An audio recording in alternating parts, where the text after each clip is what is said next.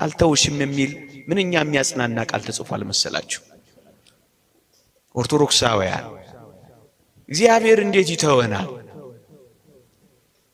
አልተውሽም እያለ ቃል ኪዳን እየገባ እንዴት ይተወናል ብላችሁ ታስባላችሁ? አብሬ እወጣለሁ እያለ እንዴት ይቀራል ብላችሁ ታስባላችሁ? እኔ ካንተ ጋር ነኝ እያለ እንዴት አድርጎ ይሸሻል ብላችሁ ትገምቱታላችሁ? እግዚአብሔር በቃሉ የታመነ ነው። እግዚአብሔር በኪዳኑ የጸና ነው።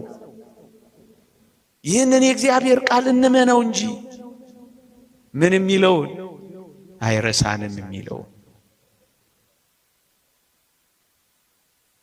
እንኳን እኔና እናንተ ጠባ ለኪዳን መሸለ ቁርባን ባይገባን እንኳን የእግዚአብሔርን ቃል በፊቱ ተነጥፈን የምንሰማው እግዚአብሔር ፍጥረትን እንኳን እንዴት እያስተዳደረ እግዚአብሔር ምድርን እንዴት እንዳረሳ እንኳን አታዩ? እንዴት ይረሳናል? እንዴት ይተወናል?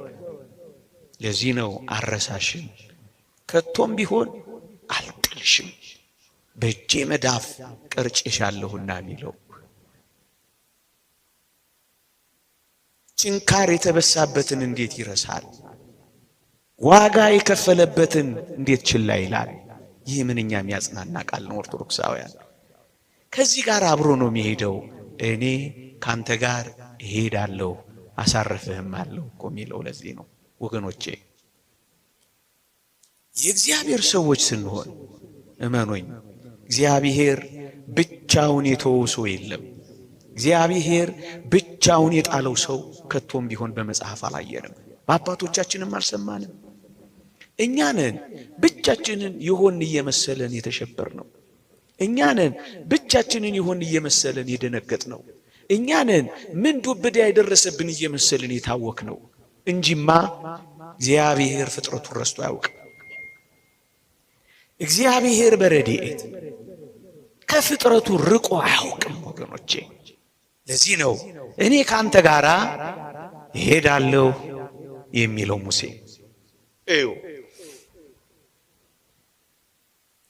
በምድረ በዳ ነው የሚሄዱት። እስራኤል የሚሄዱበትን አያውቁም። ለብዙ ዘመናት በባርነት ተገዝተዋል። ጦርና የጦርን ስልት አያውቁም። ብዙዎቹ ሴቶችና ሕፃናት ናቸው። ብርቱ የሆኑ አማሌቃውያን ተዋጊዎች አሉ። የበረሃ ዋዕይ ስለሚኖሩባት ከተማ፣ ስለሚሰሯት ቤት